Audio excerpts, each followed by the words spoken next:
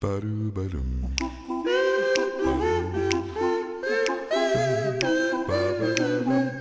Bam. Je sais pas vous, mais moi j'attends impatiemment ce moment où chaque semaine, Patrice va nous faire découvrir un ouvrage et aussi un auteur et toute une histoire. Bonjour Patrice. Bonjour Bertrand. Alors Patrice, aujourd'hui, quel livre est-ce que tu as décidé de partager avec nous? Quelle histoire et dans quel continent est-ce qu'on va? Alors on va aux États-Unis.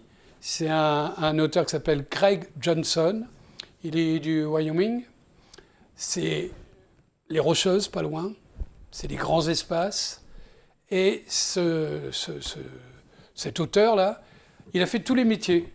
Il a été charpentier, il a été flic, il a été couvreur, il a fait tous les métiers jusqu'à écrire.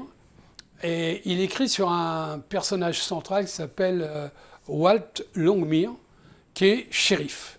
Donc c'est le fil conducteur en fait. C'est un personnage récurrent, ouais, c'est un personnage super d'ailleurs. Écolo, très juste, très humble, très, comment dirais-je, très vrai. Voilà. Quand tu dis shérif, c'est qu'on est dans les années 1800 et quelques? Ah non, shérif, il y a toujours les shérifs, ils roulent en pick-up maintenant. Ah d'accord, ok. En D'accord. 4x4. Et d'ailleurs, il a un pick-up, je ne me rappelle plus de la marque. Et donc, là, Walt, il participe à une aventure qui a lieu tous les 2 ans. C'est le train des shérifs. D'où le titre Western Star. En fait, c'est un train genre Orient Express qui est affrété par tous les shérifs du comté ou même de l'État qui se retrouvent. Alors c'est un train avec des wagons lits, des wagons restaurants. C'est un train à l'ancienne avec une locomotive à vapeur. Et il n'y a que des shérifs dans le train, plus quelques personnages pour le service, et un crime. Ah. Alors là, c'est un crime qui n'a pu être commis Que par un shérif. que par un shérif ou presque, puisqu'il y a 2 ou 3 personnes qui ne sont pas shérifs, mais qu'on a vite éliminées de l'histoire, tous les cas du fait qu'ils ne sont pas les auteurs du crime. Et on va se balader dans 2 périodes de Walt, donc le personnage, le shérif fétiche de Craig Johnson. On va se balader dans le passé et le présent, dans sa jeunesse, et puis dans ce train qui les balade, qui tombe en panne. Enfin, il y a des tas d'aventures, et c'est plein d'humour. C'est un bouquin très très rigolo, parce que c'est presque improbable, quoi. Déjà, cette histoire de train où ils s'en vont ensemble pour passer plusieurs jours.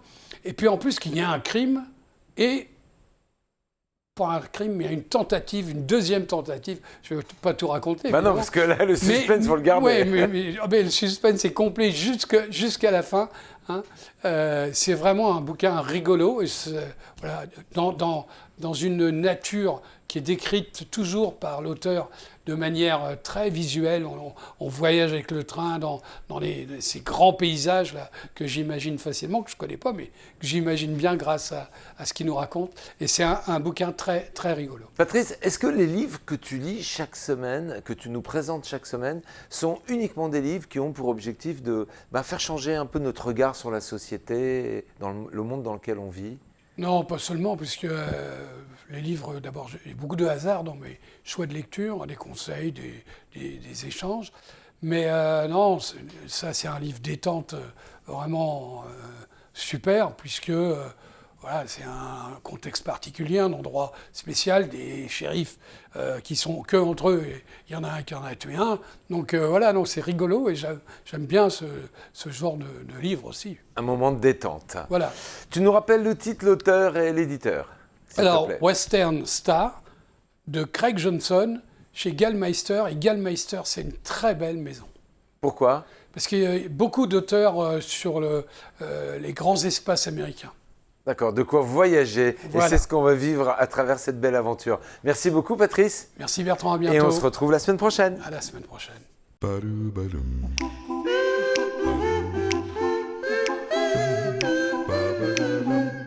Pam.